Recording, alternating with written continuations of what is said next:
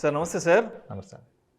రామ్ ప్రసాద్ గారు 2023కి ఎలాంటి better investment options గురించి మన ఆడియన్స్కి సజెస్ట్ చేస్తారు? అంటే అది స్టాక్స్ అయినా ఉండొచ్చు, మ్యూచువల్ ఫండ్స్ అయినా ఉండొచ్చు, లేదంటే క్రిప్టో కానీ, లేదంటే గోల్డ్ ఇన్వెస్ట్మెంట్ కానీ, లేదంటే రియల్ ఎస్టేట్ కానీ. సో వీటిల్లో ఏది బెటర్ ఇన్వెస్ట్మెంట్ ఇన్స్ట్రుమెంట్గా మీరు సజెస్ట్ చేయాలనుకుంటున్నారు, చేస్తారు?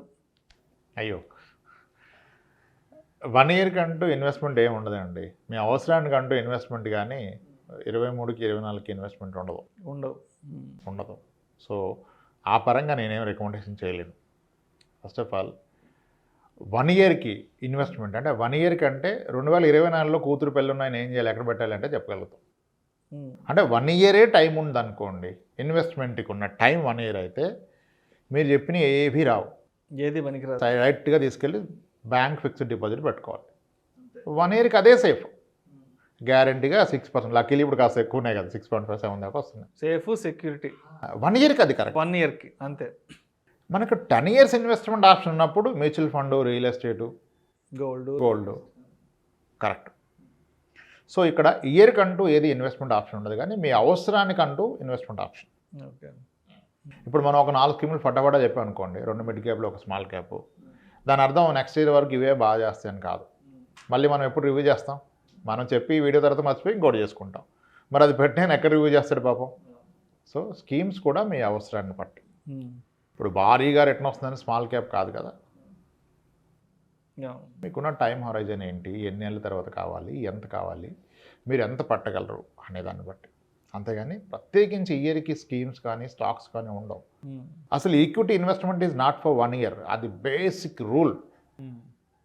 ఈక్విటీలో ట్రేడర్ కాకుండా ఇన్వెస్టర్ అయి డబ్బులు రావాలంటే మినిమం 6 to 8 ఇయర్స్ టైం ఇవ్వాల్సిందే. లేని పక్షంలో మీ అవసరానికి ఈక్విటీ కరెక్ట్ కాదు. సో సంవత్సరానికి అంటూ ఫండ్స్ ఉండవు. ఓకే. ఇప్పుడు మీరు 2032కి నాకు ఫండ్స్ చెప్పనంటే చెప్పచ్చు, లాంగ్ టెన్యూర్ కాబట్టి. 2033లో అవసరం ఉందండి 10 ఇయర్స్ అంటే అప్పుడు చెప్పొచ్చు. సార్ మీరు ఎంత పెడతారు, మీరు పెట్టే 30,000 20,000 వరకు మీరు మ్యూచువల్ ఫండ్స్లో, ఈక్విటీ ఫండ్స్లో పెట్టేసండి సార్, ఫ్లెక్సీ క్యాపిటల్ పెట్టేసుకోండి, మిడ్ పెట్టండి, లార్జ్ ఓకే అవాయిడ్ చేయొచ్చేమో అని ఒకటి, లేదా హైబ్రిడ్ ఫండ్స్ ఏదో చూడొచ్చు. కానీ ఈ ఇయర్కి ఎలా చెప్తాం? సో ఇన్వెస్ట్మెంట్ అనే దానికి సరైన నిర్వచనం అంటే లాంగ్ టర్మ్, లాంగ్ టెన్యూర్ ఉంటే దాన్ని ఒక ఇన్వెస్ట్మెంట్గా. షార్ట్ కూడా, షార్ట్ మీకు ఎప్పుడు డబ్బులు కావాలనే దాన్ని బట్టి ఇన్వెస్ట్మెంట్. మీ దగ్గర డబ్బులు ఉన్న దాన్ని బట్టి ఇన్వెస్ట్మెంట్ కాదు. ఓకే. ఈ విషయం చాలా క్లియర్గా అర్థం చేసుకోవాలి. మీ దగ్గర డబ్బులు ఉంటే ఇన్వెస్ట్మెంట్ కాదు. న్యూ ఇయర్కి, ఫైనాన్షియల్ ఇయర్కి కావు, స్టాక్స్ కావు, మ్యూచువల్ ఫండ్స్ కావు. మీరు ఎందుకొరకు పెడుతున్నారనే దాన్ని బట్టే ఇన్వెస్ట్మెంట్. కాబట్టి 1 ఇయర్కి రికమెండేషన్ ఈజ్ రాంగ్. 2-3 ఇయర్స్లో మీకు డబ్బులు అవసరం ఉంటే, 2-3 ఇయర్స్లో నా గోల్ ఉంది, ఇల్లు కడతాను, కారు కొంటాను, పెళ్లి చేస్తానంటే ఆ డబ్బు మీరు పెట్టాల్సింది బెస్ట్ అండ్ ఈజియెస్ట్ ఇస్ బ్యాంక్లో ఫిక్స్డ్ డిపాజిట్, లేదా మ్యూచువల్ ఫండ్స్లో డెట్ ఫండ్స్ కాస్త కేర్ఫుల్గా. కానీ ఇప్పుడు డెట్ ఫండ్స్ కన్నా చిన్న బ్యాంక్సే 7% ఇచ్చేస్తున్నాయి. 3 ఇయర్స్కి అది కరెక్ట్. మీకు 8-9 ఇయర్స్ ఉంటే అప్పుడు మ్యూచువల్ ఫండ్స్. 1 ఇయర్కి ఎఫ్డీలో పెడితే 6% వస్తుంది. ఇన్ఫ్లేషన్ 7 ఉంది అంటే ఇన్ఫ్లేషన్ కన్నా తక్కువ, 1% లాస్. అయినా సరే 1 ఇయర్కి అదే కరెక్ట్, ఇంకొక ఆప్షన్ లేదు కదా. 1 ఇయర్కి అదే కరెక్ట్. 10 ఇయర్స్కి మీ ఎఫ్డీ రాంగ్. కానీ మనం ఏం చేస్తాం, పాపకు వాళ్ళ తాతగారు 5 లక్షలు ఇస్తే ఆయనే చెప్పేస్తారు, పాప పేరు మీద ఎఫ్డీ చేయండి రా అని. ఆయన చెప్పాడు కాబట్టి నేను ఎఫ్డీ చేస్తాను. అదే 10 సంవత్సరాలు 15 సంవత్సరాలు ఉండిపోతుంది. 10 ఇయర్స్కి ఎఫ్డీ ఈజ్ రాంగ్. 10 ఇయర్స్లో అది ఇచ్చేది 5-6%. అప్పటికల్లా ఇన్ఫ్లేషన్ ఎక్కువ, అప్పుడు ఇంకా పెరిగిపోయి ఉంటుంది 10 ఇయర్స్కి. 10 ఇయర్స్కి అది రాంగ్, 1-2 ఇయర్స్కి అది కరెక్ట్. కానీ ఎగ్జాక్ట్ రివర్స్ చేస్తారు. నేను చాలామంది చూస్తాను, 10 ఏళ్ళుగా మ్యూచువల్ ఫండ్లో ఉండి ఈరోజు ఆ మ్యూచువల్ ఫండ్ అమ్మి రియల్ ఎస్టేట్ కొంటున్నారు. ఎందుకు కొంటున్నారు మీరు అంటే, పెరుగుతుందని కొంటున్నామంటారు. పెరుగుతుంది, పర్ఫెక్ట్, పెరగదని చెప్పట్లా. ఎంత పెరుగుతుంది ఏంటి సార్? డబుల్ అయిపోద్ది సార్. డబుల్ అయిపోద్ది, అవుతుంది. ఎన్ని ఇయర్స్లో అవుతుంది? 5-6 ఇయర్స్లో అయిపోద్ది. 6 ఇయర్స్ అంటే ఎంత పర్సెంటేజ్ తెలదు. 12% కదా 6 ఇయర్స్ అంటే. Rule of 72/6 is 12. మరి మీకు 16-18% వచ్చిన మ్యూచువల్ ఫండ్ చేసి ఎందుకు కొంటున్నారు రియల్ ఎస్టేట్? ఇప్పుడు ఆ రియల్ ఎస్టేట్ను ఉండడానికి ఇల్లు కట్టుకోవడం కొనేసాయి, అప్పుడు పర్సెంటేజ్ సంబంధం లేదు. కానీ నువ్వు కొంటుంది పెరిగాక అమ్మటానికి అయినప్పుడు ఎక్కడుంటే ఎక్కువ పెరుగుతుంది. అది కొంటే 12, ఇక్కడ ఆల్రెడీ నీకు ఉన్నది 18, కానీ 18లో ఉండదానికి నువ్వు 12 ఎందుకు కొంటావు? 18లో పెరుగుతున్న దాన్ని నువ్వు ఎక్స్పీరియన్స్ అయింది, నువ్వు పర్సనల్గా ఎక్స్పీరియన్స్ అయిందని తీసి ఎందుకు నువ్వు 12% వచ్చేదని కొంటున్నావు. సింపుల్. అది కొనటం తప్పని చెప్పట్లే అక్కడ. దాని పర్పస్ ఏంటి? పెరుగుతుంది అంటే తప్పు. నేను ఉంటాను కొనుక్కుంటే అద్భుతం, కొనుక్కో, పెద్ద ప్లాట్ కొనుక్కో, పెద్ద ఇల్లు కట్టుకో, because you are going to consume that. But అది ఇన్వెస్ట్మెంట్ అయినప్పుడు అది ఇచ్చే రిటర్న్ ఎంత? 12%. Better case scenario. మరి ఇక్కడ ఎంత?